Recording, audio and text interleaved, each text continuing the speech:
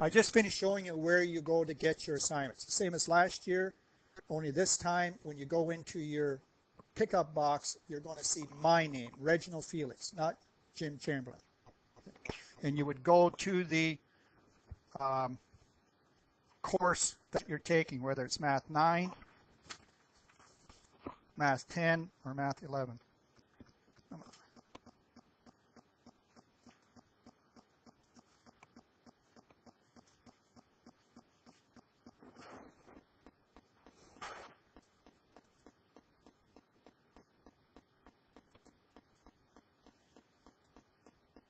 So, your student share.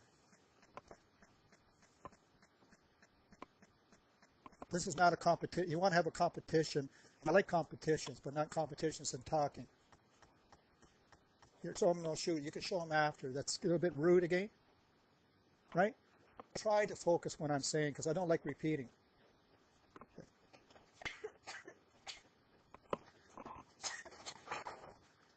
So, my name again under the directory for your pickup. Pickup here. Semester 1. I got it already set up for both first and second semester, depending on some of you be taking the second math course again.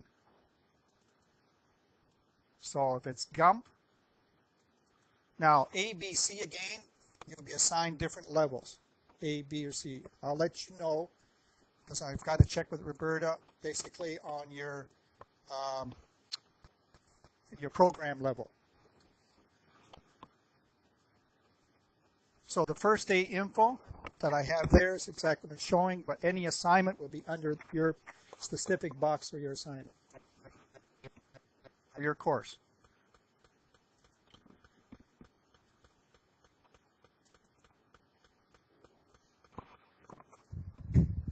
The boxes that you have that Mr. Chamberlain had and Ms. Welton had are the same. I'll get you to put your assignments in those black boxes near my desk. There's no need for you people to email me them. You just put out a hard copy and put them into my basket. If you're sick and you're getting behind, then we can arrange to have you send it to my email. But I won't be normally looking at my email address or email box for messages from you people. The home support students will be doing that. That's where I look for their stuff.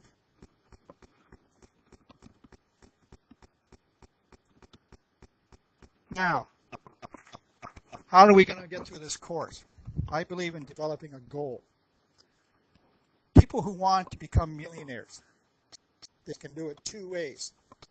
They can either win it in a lottery, which is by luck. You have to buy the ticket, and if you're lucky, you might win. But your chances are pretty small because millions of people buy them. Most of the people who are millionaires, now not all, some of them, yes, have won the lottery. Some of them have inherited it from their rich parents. How many people here have millionaire parents? No, neither do I. So you got to work for it. So they don't go out and say, I'm going to get $1 million. They start out by saying, I am going to make $100. How do I do that? They take their goals in short, attainable measures. And that's what you can do. You all want to get a diploma. I believe that. You wouldn't be here. Most of you are old enough to make your own decisions to some extent. I know that in New Brunswick you got to be 16 before you decide what you can do with your body and that. Your parents still have something to do with you. After that, you can make your choices and live with the consequences. You're lucky in New Brunswick. In Ontario, 12 years old, you can run away from home and live on the street. And if they pick you up a month later, you could have been doing whatever, shooting all kinds of needles and stuff. Nobody can test your body. You live with the consequences when you're a kid.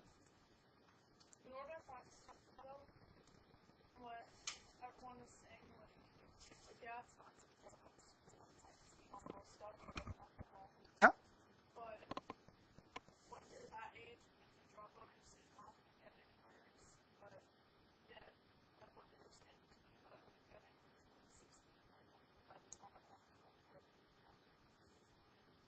That's good. You're motivated by that. because not everybody has your character. You have determination. You want something. You made up your mind that you can take care of yourself. A lot of people say that, but they don't know how. Yeah, they want to live by themselves, but they still want freebies. They want people to give them food, give them drugs, give them money. If they don't get it, they go and steal it. I know. I had a son like that. No, you're not. I'm not saying you are. I'm saying, but not everybody's like you. Okay? So we have to determine if we want to get out of school and how we want to do it. Do you want to do it when it's free, or do you want to wait until a couple of years when you're working part-time jobs and you want to get your diploma to get a better job, and you're going to have to go and pay for it at college? Right now, it's free for you. Native, you don't pay, but sometime in life you're going to have to pay for it. It's not always free, girl. Schooling. But schooling isn't everything. Are you going to go to school all your life? I wish I could, but I can't. You know, sometimes you may want to get out and buy things for yourself. You may want to buy clothes. Don't think clothes is free for everybody. You may want to buy a car. You may want to travel. So you're going to need money sometime, and that means getting a job. And coming here, get your diploma is going to help you do that. Good decisions. So this SMART goal, S-M-A-R-T, means it's got to be specific. What am I going to do? What exactly do you want right now as far as education goes? How am I going to measure it? How do I know I'm going to get it? How much do I want? Is it reasonable? Do you want to be the highest score in the class? Is that reasonable? Do you think you're the smartest kid in the school? Do you think that you have problems with math? Because maybe you're not a math intelligence. Maybe your intelligence is with English. Maybe you're better at art. Maybe you're better at music. Okay? So you've got to be realistic about it. Results based. How am I going to know when I reach it? And when am I going to reach it? I want to be a millionaire, but am I going to get it tomorrow? Well, you may have to wait for a year, 2 years, 4 years, 5 years. You're going to set up a path. A guy I remember who did that for his goal was this fellow named Phelps. He won, I think it was 9 gold medals at the Olympics. And what he did is he put a little list on his bedside to remind him what he wanted to do. Now, he was the best swimmer in the States. He won all the competitions, but he wanted to be the best in the world. So he set himself a goal. I am going to win 7 gold medals at the Olympics. He actually won more. And how am I going to do it? He knew that he had to train so many hours a day. He had to get his body fit. He had to eat the right food. He had to get the right rest. So he had a way of doing it. But he set himself a goal. And he was going to do it by the time he went to the Olympics. So that's an extreme. That's an elite athlete. But he's a human being like all the rest of us. So we all could do the same for our own little immediate goals. So we're going to develop one on our little learners thing. What are you going to do? Who is it for? Are you doing it for your mother, your father, or are you doing it for you? It should be for you. How are you going to do it, and when will it be reached? So I can show you an example of what we can do for, say, math. Now, here's a pretty sad goal. People say, I'm going to do better in math. Isaiah says, I'm going to do better. Brittany says, I'm going to do better. Well, maybe Isaiah, better for him is going from 80 to 85. Brittany maybe is going from 90 to 95. Yeah? Okay, I'm looking at the wrong girl. All right. So maybe Brianna wants to pass. I don't know. So better is subjective.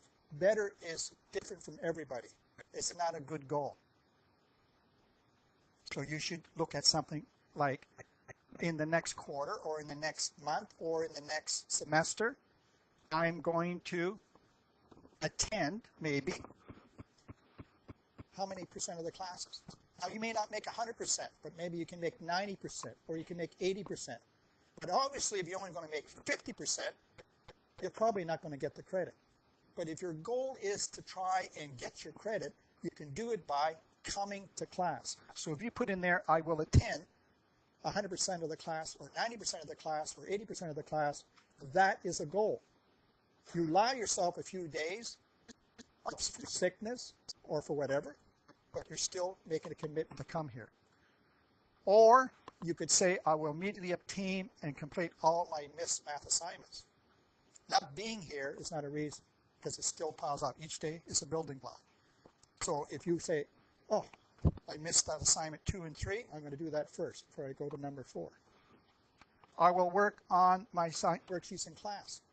Rather than listening to my playlist all the time and humming to myself and daydreaming about what am I going to do on the weekend, I'm going to focus on getting that worksheet done. I can spend so many minutes at home if I want to get ready for a test or a quiz. Here's a good one. I will ask Mr. Felix for help when needed. Some people never ask. I'm stupid. I don't know how to do this. Nobody's stupid. It's that you never ask for someone to show you how to do it. We all make mistakes. I will correct all my errors on quizzes and tests. Remember, if you write a quiz or a test and you don't get 100%, you got something wrong, you get it back, throw it in the garbage. What's going to happen? You're going to get another quiz or a test, same type of question, you're going to make the same mistake. Why? Because you never corrected it. So correct it. If you're doing your assignments and you correct it, I'll give you the better mark. I changed the mark just for you correcting it. So if you show me the effort of trying to improve, there's your credits. So that's how easy it can be. So when you write your example, you would say, this is the time in the next, month, 2, semester, ending in either October or ending in January, I will do what? I will do one of these things. Any one, or make up one of your own. But if you say, I will pass, well, maybe that's all you want to do. Fine. I will pass with 60%. That's all you want to do? Fine. But in order to do that, you need to do something to ensure you get it. Come to class, ask for help, do the assignments.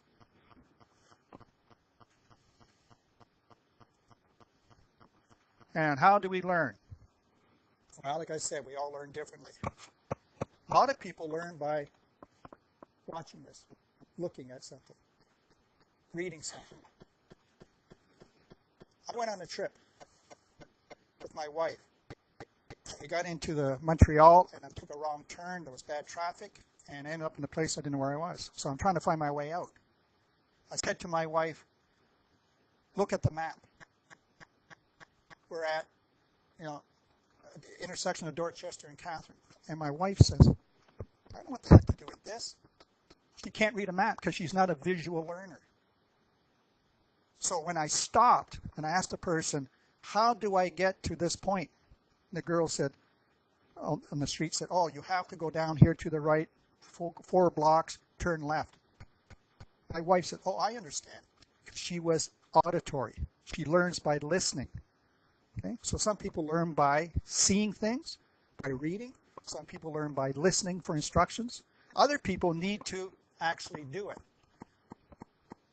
Someone tells them how to build a cabinet, and I give you all the instructions, they still can't do it. But they take a hammer and nail and they start putting it together, they can figure it out like putting a puzzle together because they're kinesthetic. They learn it by doing it. So that's another way of learning. Now math, how do you learn math? Do you learn by reading the instructions? Do you learn by seeing how I do it? Do you learn by listening to my instructions? Or do you learn by trying it? And when you get into a point, you ask for help and you try it. You do it by yourself. So how do you learn? So I'm going to give you this little form here. It comes up. It's the last thing we're going to do today.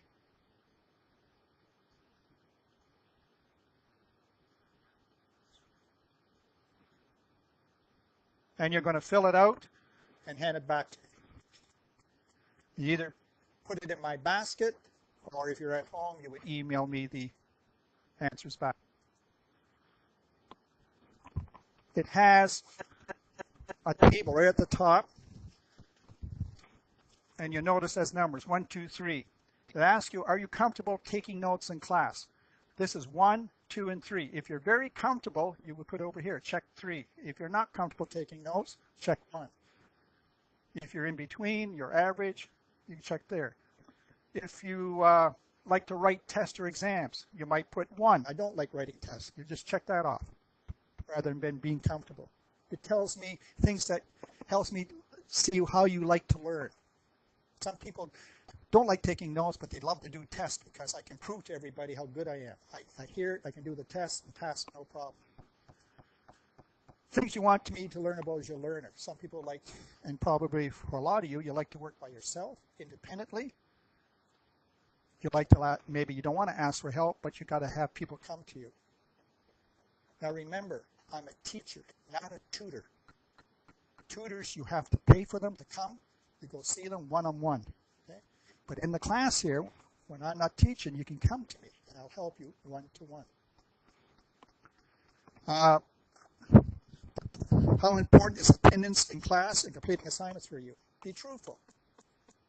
If you don't care about this, you're just coming here because, I don't know, you want to be with your friends, you don't want to come here to learn math, well, tell me. I won't waste my time. I won't get mad, but I realize that you're just here filling a seat.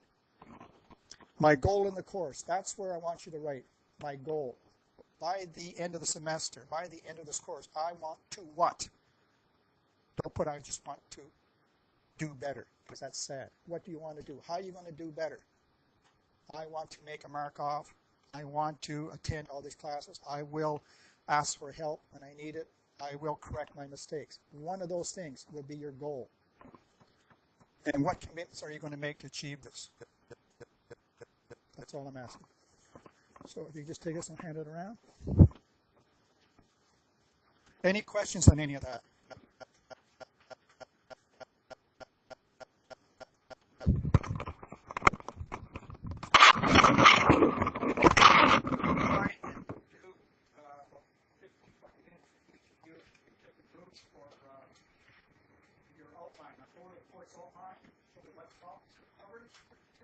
And we'll do a little pre-test, a little test to see how much you remembered from previous work in math. It's going to be easy. Hopefully it's something you've done before. It's not looking at your work.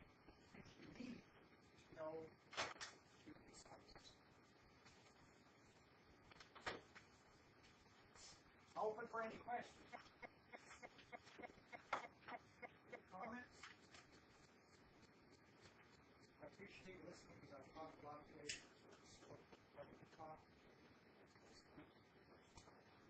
First couple of days, it's always like this. Again, Deanna, Brittany, forgive me. I'm old. I don't remember names. Sorry. Tell you a bit about me. Before I came here, this year, so before I taught all these grades of math, except for grade 9. I taught grade 10, 11 math. I taught 11 math, level 2, level 3. So I taught math 2.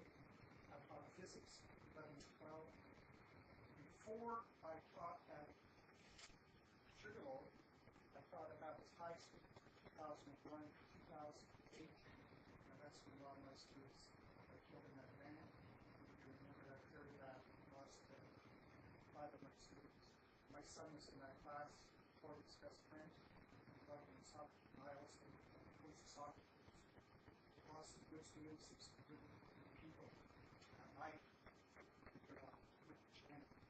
and I worked, I'm a geologist as well. For 30 years as a restoration geologist before I started teaching. I started teaching when I was in my 50s. Look at me, I know, look at 100, I'm probably very old. However, after working in China, when I started teaching at HSK, and I was offered a job in Ontario by a friend of mine, millionaires who own 6 companies now, and wanted me to work for them. So I went, I was president of the company, worked for 2 years, for rare earths. Went in China, worked for the gold, did the rare earths with things in your cell phones. All this very using chemistry, like Christopania, the whole Christopania covered in TVs, so I talked about it. I did 2 years of that, vice president, traveled all over, doing presentations in San Francisco, Vancouver, Toronto, Vancouver. And I had guys working for me on programs in Labrador and Ontario. We found 3 deposits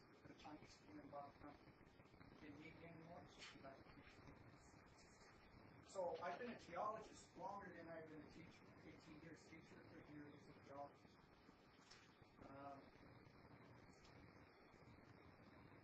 My wife put the hair switch first got consumer. My youngest son, Matthew, graduated from UAB. He's working out in West right now as a project manager for the forestry company. My second son, the problem child, he's in his 30s. He's in Ontario, someplace right now. He gave those trucks when he was young to on it. Spent over half his years in jail by now. I think he's about 35 and 30, so he's 35 years old on reserve.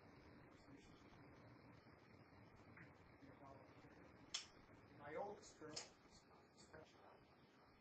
She's 40s. She's my age. She's 16 years old. She's good at musicians. She's charming. She plays in bands. She plays some videos and stuff. Various movies. So I'm not a grandfather. My dad, she actually has 3 kids by 3 different women. Some girls like bad boys. Happens to find out later that's great for the kid, but that's not the father of the child. They watch. So another. So look for girls, look for the guys who get wallets. Right? They're my steps. They're not related by blood. The only one is my youngest boy. Okay? And I was 40. Yes, I can. Women have a harder time because the hormones, it's more dangerous after 40 for women. But men can have babies. I can say men, but men in their 60s, 70s can produce babies. Their sperm is still active. It's not like today's. No, I know you're not. I'm just saying that some of these old, you'll see these bimbo bonds, these billionaires. What for? For money, of course. They have babies. Well, look at Trump. President Trump. His wife was at least in the 70s. She was in the early 50s, and they had a child, I think he's 12 years old at the time. And she married him under a contract. She knows she's married for money. What else do I know about her? I travel all over the world. I've been in many countries. I have to travel. I love to travel. I've worked in Japan and all over Europe. Caribbean, Mexico, all over the States. I'm also a coach. I coach soccer. I'm also a martial arts teacher. I've had my job years ago at Bathurst. Now I'm just helping out other people in the house. I was president of Junior Brunswick for 5 years. I taught jiu-jitsu stuff. And I love to cook, pastimes, garden, have a dog, Daisy. And I like teaching. I like trying to know people. So I am firm. I know I sound rough. Just looking for structure. Just want to Now I want you to know that something about you to know me. Once you do, you'll be able to switch.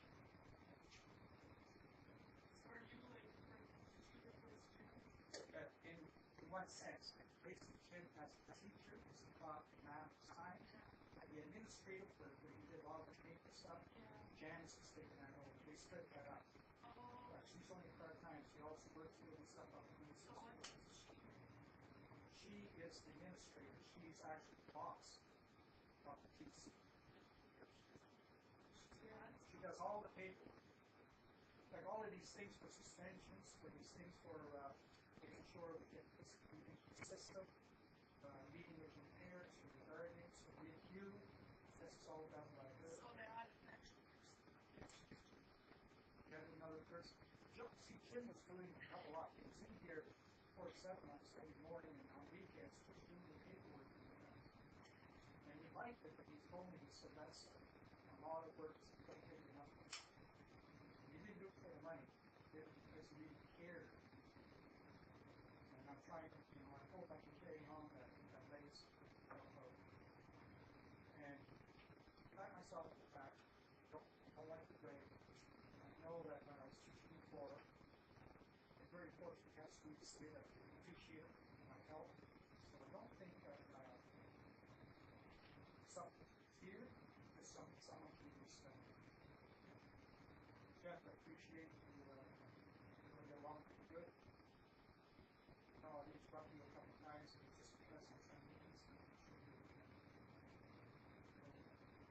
So there's no more questions, comments. We'll go back to the presentation.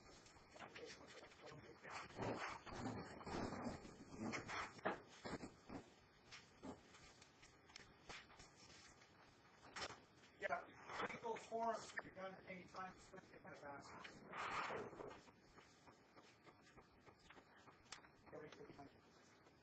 The light's right on the right side. Sometimes it takes a while.